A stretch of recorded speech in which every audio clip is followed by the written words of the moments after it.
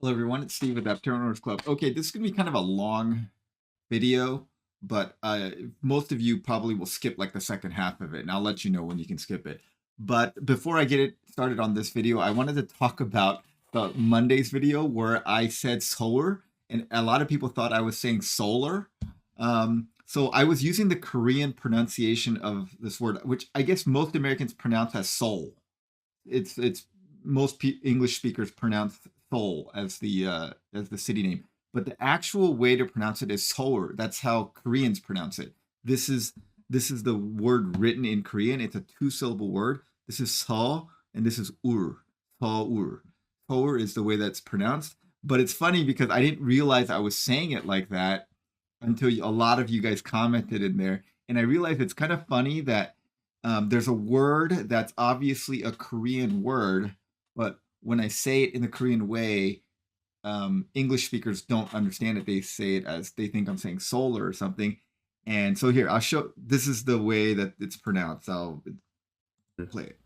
서울, 서울. Okay, so that's the way it's pronounced.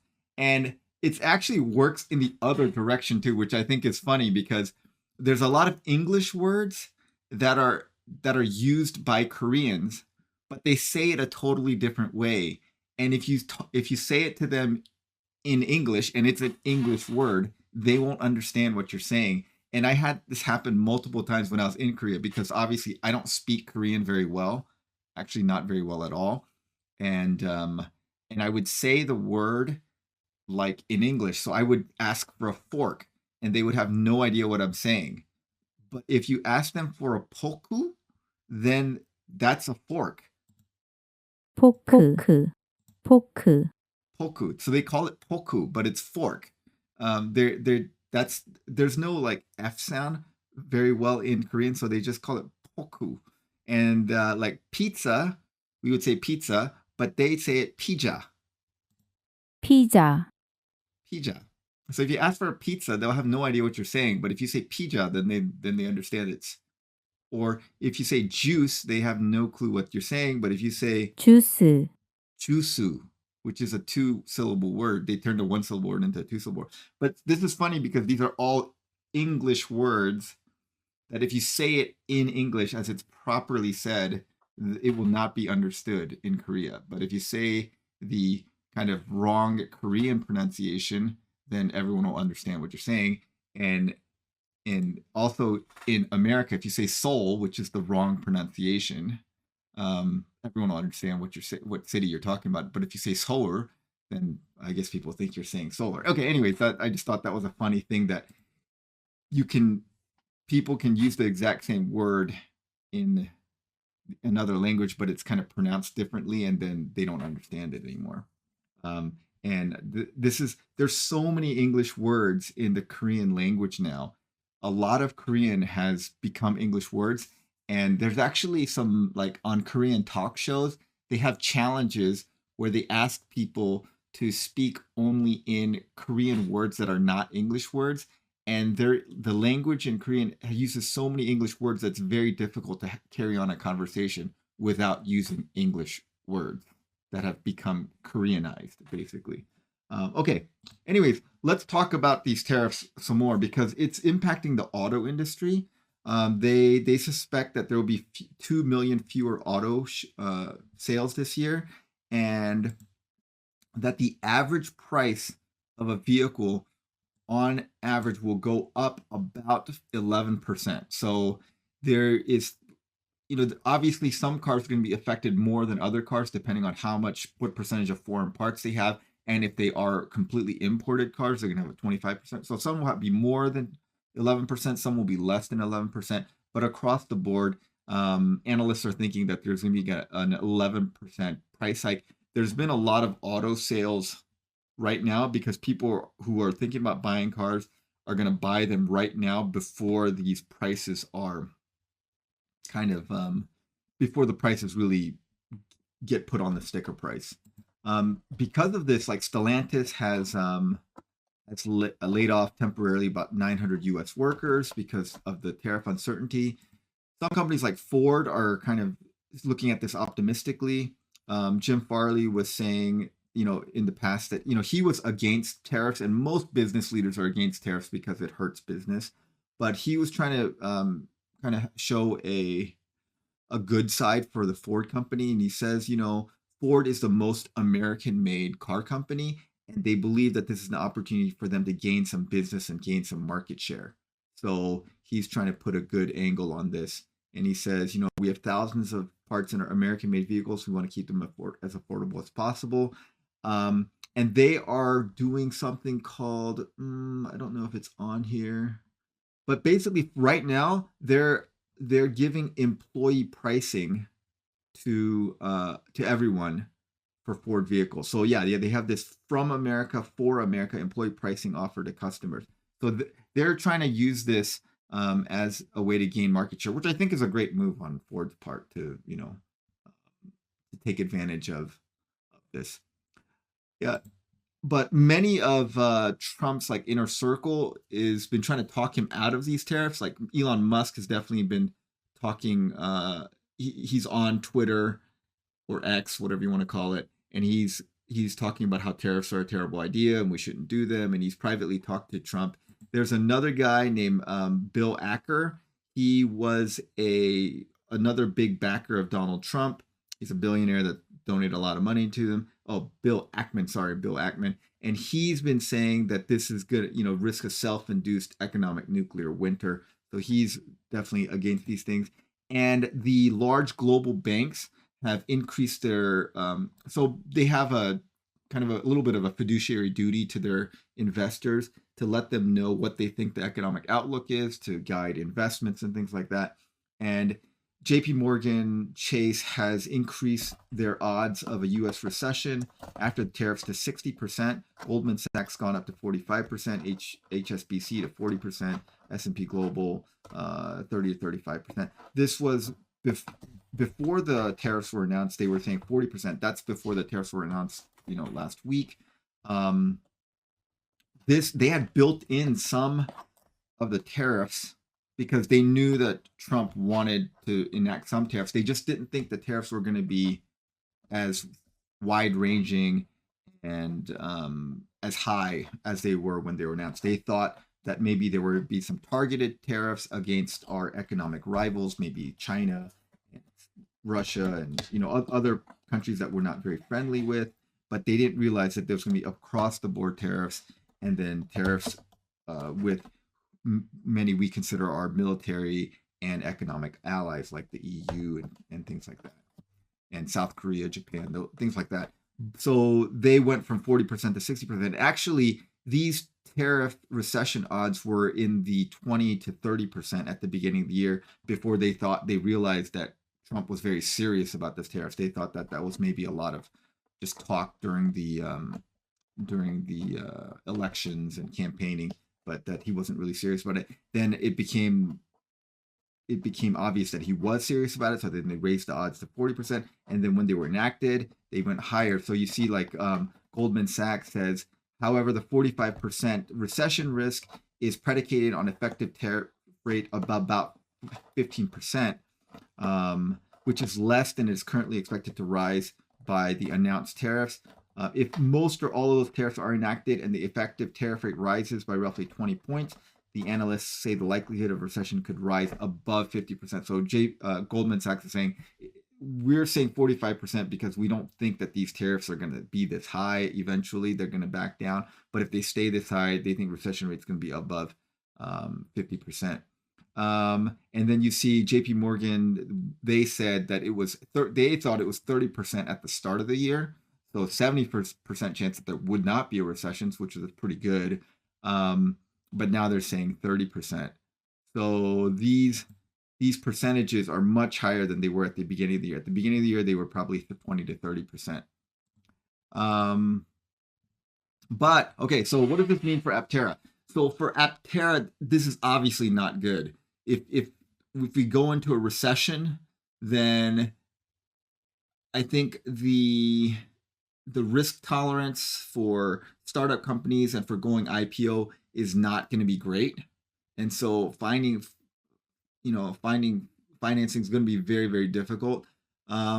but it's not impossible. And in many ways, crisis, people have always said, crises are opportunities. And more than half of the Fortune 500 companies are created during a crisis. And this is a list of some of them.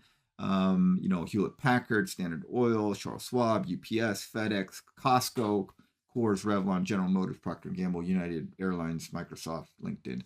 These were all created during some kind of economic crisis. So crises can be opportunities if you navigate them well, but I think it's definitely going to be hard. And for Aptera, I think the increased price is gonna be hard for them. I think what Aptera has going for them is there is this. Aptera is a very self-sufficient car, and in an economic crisis, people I think would like a self-sufficient car, a car that creates its own fuel, a car that's cheaper to insure because it's considered an auto cycle, a car that can generate its own energy, and if you can use some of the vehicle to load features on it, you could run a couple of good businesses off of an Aptera, from the solar paneling and stuff. So I think maybe they could work that angle, but I think overall it's going to make things much more challenging for them. But there is some opportunities in any crisis, and if Aptera navigates it correctly, maybe they can work this to their advantage somehow, because everyone's going to be impacted by these tariffs, and the recession.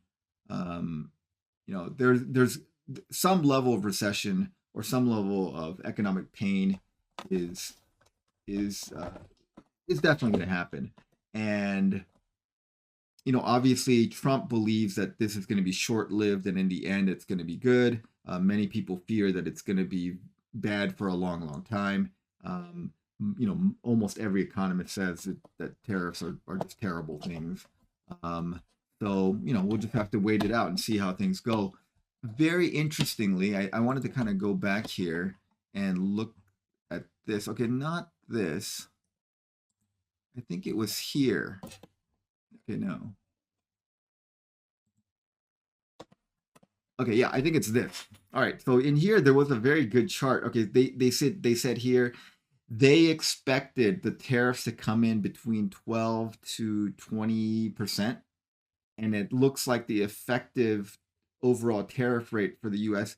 is going to go up to 25%. That's the highest.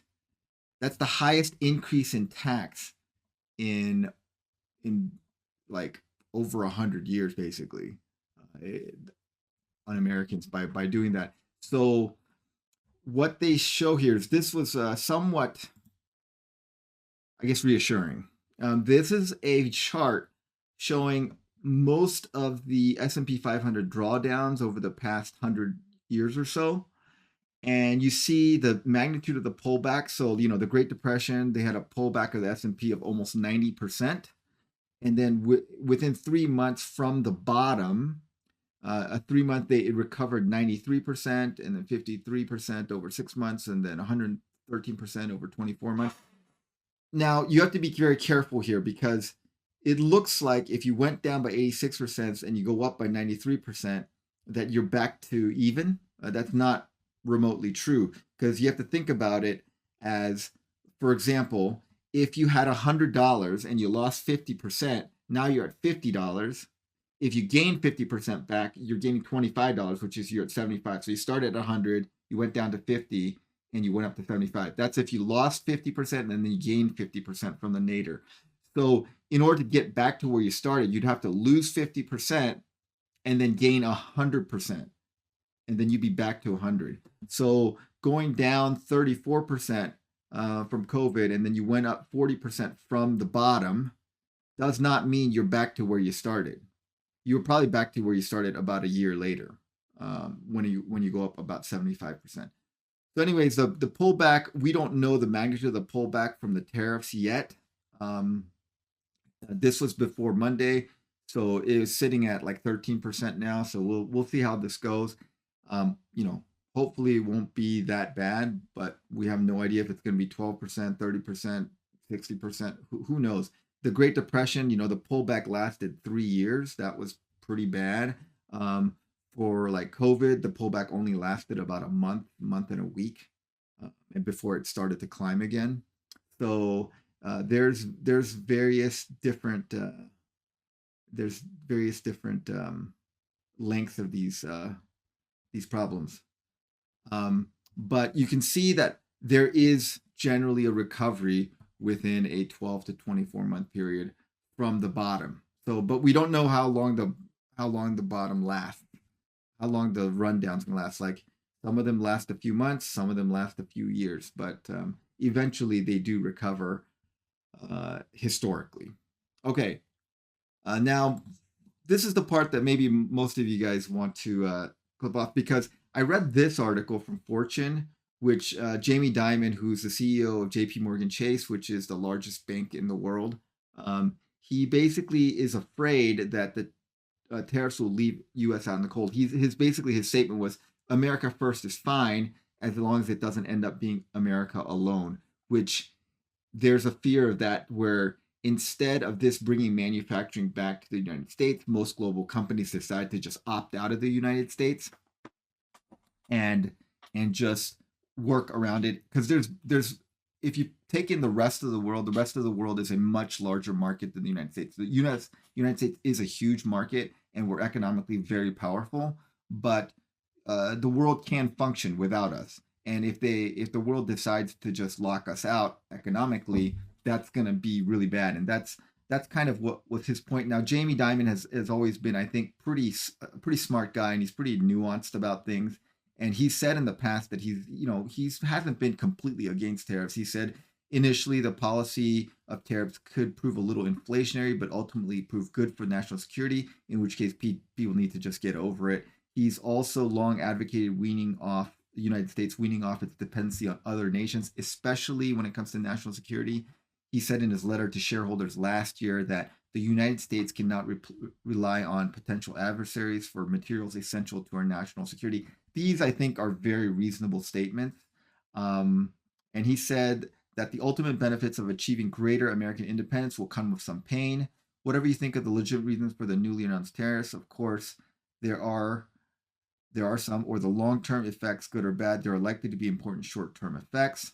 But anyways, what reading this article made me realize that he has a letter to shareholders that you can read. So I went and I read his letter to shareholder. It's extremely long. It's a very, very long letter. It's like a booklet almost. But there's a portion of this letter that I thought was really good.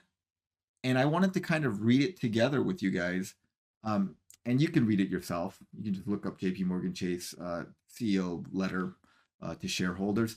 And it's probably faster to read it to yourself. But if you're just listening to this on a drive or something and you would want someone to read it out loud for you, that's what I'm going to do right now because I found this part really good, actually. And I thought it was very nuanced, very intelligent, and made a lot of sense. So basically, he talks about the problems that he sees America having and potential ways to fix it, potential solutions for it.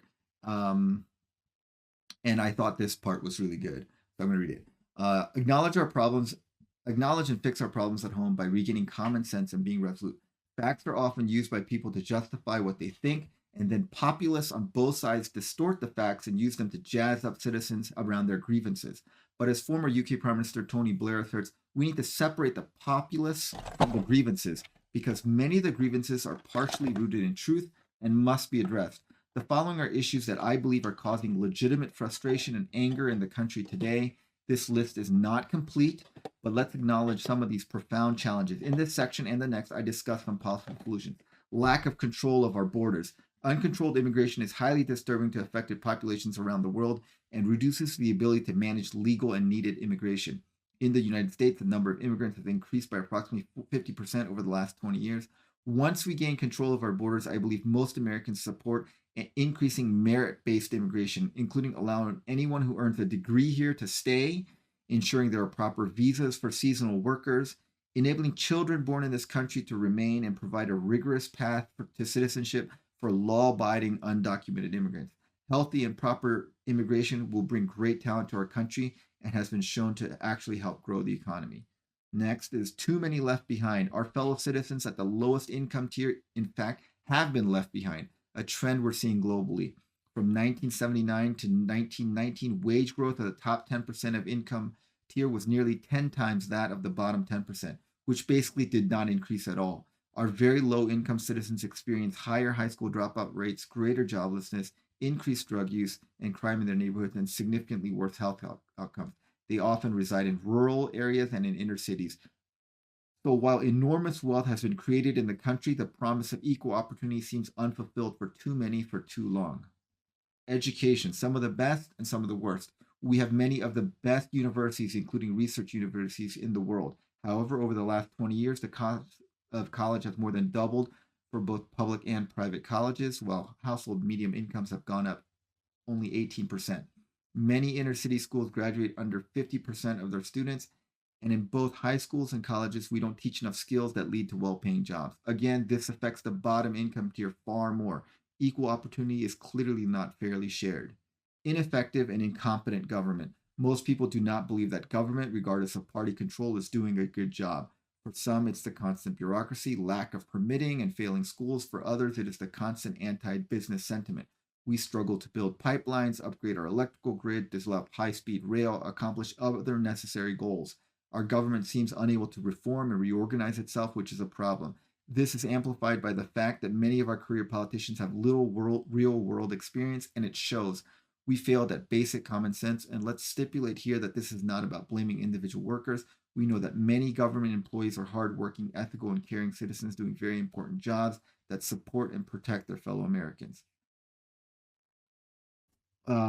Profligate fiscal management. Most people do not believe that giving the government more money leads to better outcomes. In fact, most people perceive government actions such as special tax break as patronage for favored interest groups. Many people think the tax system itself is littered with unfair loopholes. Government has been fiscally irresponsible and profligate. And even with the money spent, grievances increased. Our government estimates that it makes over 200 billion in improper payments per year. Somehow we have huge deficits and bad outcomes.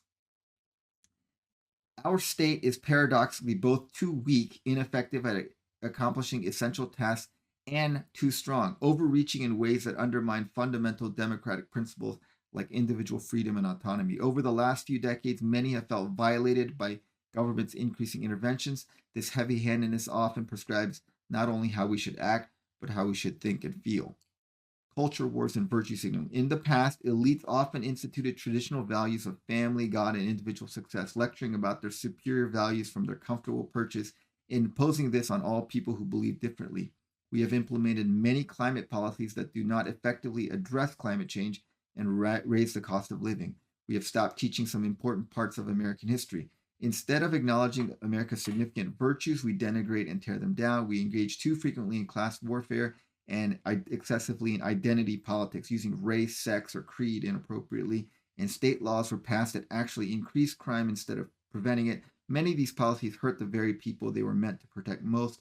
Many cities that paid a high price for their misguided policies are now returning to obvious policy goals such as safe streets, better schools, more housing. Unfortunately, more and more people are being disrespectful, condescending, and unwilling to listen to one another.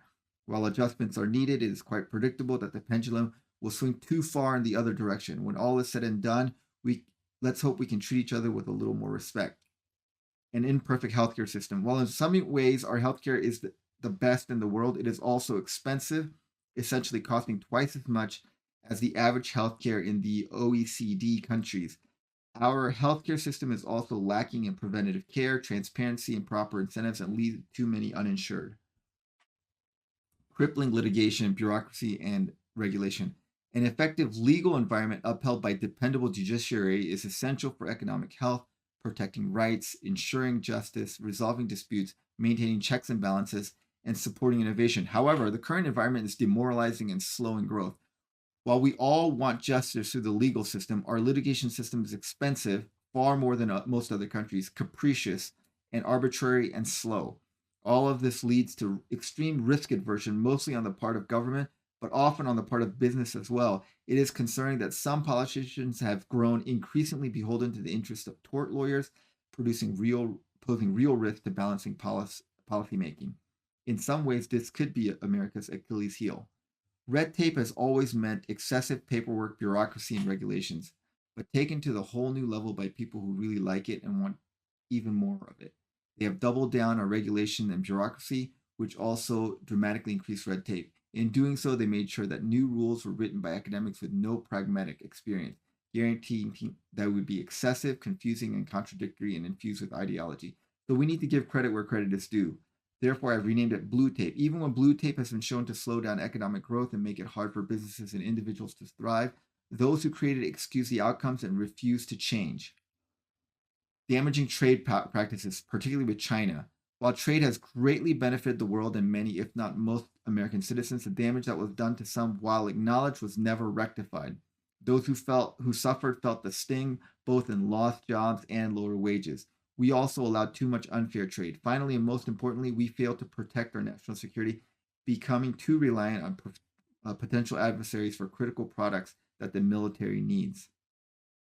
Selfishness on the part of citizens and elected officials. Whether it's unions fighting new technologies or business getting tax breaks, the focus on what am I going to get needs to stop. There are 13,000 groups lobbying in Washington, D.C., defending their special interests. Rarely do they fight for what is good for America. When America's future hangs in the balance, or when special interest groups wield undue influence, it is time to prioritize people over profit. Now, and put country before company or union. Many in our country do this. Our uniformed officers in the military are ideal examples as they put their lives on the line out of deep belief in the values of our country. America is still an exceptional nation, but its problems demand that we adjust our strategies. America has carried the burden of keeping the world safe and has made extraordinary efforts, including through trade, to improve the lives of citizens of other nations. It is time to rebalance and rebuild, but not retreat from the post-world order. A U.S. retreat from international leadership will leave a vacuum that may be filled by China or other actors that seek to promote an alternate set of international rules and norms. That's actually what I'm pretty afraid of. So I think U.S. retreat from international leadership is a bad idea. Then he talks about how both parties have failed in rectifying any of these problems. And then he talks about how we need to have a policy that increases economic growth. Now, of course, Jamie Dimon is far from a perfect person. I mean, obviously, this sounds good. Whether he practices what he preaches is another matter. But I thought that the letter, the ideas in this and the thoughts are actually quite good. So let's see here. This is the important part right here. America's extraordinary standing in world affairs is predicated on our economic, military, and moral strengths. Our exceptional relationship with our allies largely exists both because of the security they receive for America's military umbrella and our strong economic ties. We are in a new world defined by shifting power dynamics, rapid technological disruption, and rising geopolitical tensions, including China's growing assertiveness. The economic competition and conflict will likely go on far longer than the wars on the battlefield. The autocratic nations of the world and some of the unaligned nations would like to see a fragmentation of America's economic alliances and a weakening of our global economic position, including our status as the world's most powerful economy, a leader in innovation, and a holder of the world's reserve currency. The competition has many players using many tactics over many years, but our long-term strategic goals should be crystal clear: to maintain and the cohesion and strength of the Western world, including our economies. If the Western world's military and economic alliances were to fragment, America itself would inevitably weaken over time. And this is something that I fully agree with here, that America has benefited. So yeah, yes, we spend a lot of money on the military, and yes, our military protects Europe and the Far East, and we put the bill for it. And the free trade, we've been taken care of and taken advantage of some ways in free trade, but by being the world's reserve currency and having so many powerful alliances, we've benefited more than any other country from this world order, which is a product of America's creation, basically. We created this world order after World War II when America was basically the only power in the world that was unharmed by World War II economically. And so basically the world as it is today was something that America created. And while America pays a lot of the bills for it, we reap most of the benefits of it as well. Okay, anyways, he says keeping our alliances together both militarily and economically is essential. The opposite is precisely what our adversaries want. Europe has some serious issues to fix. Since 2008, the Eurozone GDP per person has gone from over 75% of US GDP to approximately 50%. While Europe has received some tough messages from US leaders recently, what European leaders should do is seize the moment. European nations know what they need to do: significantly reform their economy so they can grow, finish the economic union to make commerce between their countries easier and more efficient, initiate labor reform and tax reform to incentivize business growth and more labor participation. They also recognize they need to materially increase their military spend and capabilities. This is going to be hard, but our country's goal should be to help uh, European nations grow stronger and keep them close. If Europe's economic weakness leads to fragmentation, that landscape will look a lot like the world before World War II. Each nation will seek out its own relationships to secure its future, and this may very well mean closer relationships with Russia and Iran for energy, China for trade and economics. Such moves will ultimately make these countries far more reliant on China and Russia over time, effectively making them vassal states. Economics is the long-time glue, and America first is fine as long as it doesn't end up being America alone. And this is the last part I want to read. It's about China. We do not need to fear China. We just need to get our act together. Comprehensive economic policy is critical to compete with China. There is no more consequential relationship for the world, and this relationship will affect the whole Indo-Pacific region, especially our allies, um, Australia, Japan, Philippines, South Korea, and others. Over the last 20 years, China has been executing a more comprehensive economic strategy than we have. The country's leaders have successfully grown their nation, and depending on how you measure it, they have made China the largest or second largest economy in the world. That said, many people question China's current economic focus. It continues to be beset by many economic and domestic issues, particularly capital misallocation, which have resulted in large real estate problems, a weakened financial system, and policies that inhibit entrepreneurs in their own country, and an urgent need to accommodate rapidly aging population. China has its own national security concerns as it is located in a very politically complex part of the world. Many of China's actions have caused its neighbors, such as Japan, Korea, Philippines, to start to rearm and draw closer to the United States. It is also surprises many Americans to hear that while our country is 100% energy efficient, China needs to import 10 million barrels of oil a day. It is clear that China's new leadership has set a different course with a much more intense focus on national security, military capability, and internal development. That is its right, and we need to adjust to it. America still has an enormously strong hand, plenty of food, water, energy, peaceful neighbors, and what remains the most prosperous and dynamic economy the world has ever seen, with a person GDP of over 86,000 a year. This compares with China's per capita GDP of 13,000. Most importantly, our nation is blessed with the benefit of true freedom and liberty. Starting well over a decade ago, both business and government should have focused on certain problems with China: unfair trade across multiple dimensions and our reliance on China for critical national security related components. While we may always have a complex relationship with China, made all the more complicated and serious by its actions supporting Russia in the ongoing war in Ukraine. And of course, it seems like currently we're supporting Russia in its ongoing war with Ukraine. But, anyways, the country's vast size and importance to so many other nations, China is the largest trading partner to almost every other nation, requires us to stay engaged thoughtfully and without fear. At the same time, we need to build and execute our own long-term comprehensive economic security strategy, keep our position safe and secure. For example, we need to remain competitive with China in the AI race by bolstering our technological advancement and reducing our reliance on Taiwan for semiconductor chips. Most of the actions we take to protect our country are unilateral and do not need China's agreement. Overall, I believe that a respectful, strong, and consistent engagement would be best both for the United States and China and the rest of the world. Whether you view China as a competitor or potential adversary, we should work with our allies to firmly negotiate an ongoing relationship, but thoughtful negotiations over strategic military and economic concerns, including unfair competition, should lead to better situation for all. If America provides strong leadership and keeps the Western world together, China will be better off forming partnership with a strong Western world than with nations like Russia, Iran, and others. We should recognize what critical common interests with China we share in combating nuclear proliferation, climate change, and terrorism. What China does so well is manage its country as a whole, coordinating government and business so they're able to further their strategic goals. We must improve our ability to act in a more organized and strategic way to survive in this new global landscape. Simply put, if we keep our economy the strongest and maintain the strength of our alliances, we will thrive. Okay. Anyway, the whole thing is very good. I've read like 5% of this letter. I think it's worth reading. I thought it was well written and kind of spells out a lot of the thoughts that I have myself, but just don't have the time to sit down and write it out in an organized fashion like this. All right. So I don't know how many of you guys stayed with me towards to the bitter end of this thing, but thanks if you did, and have a great day, everyone.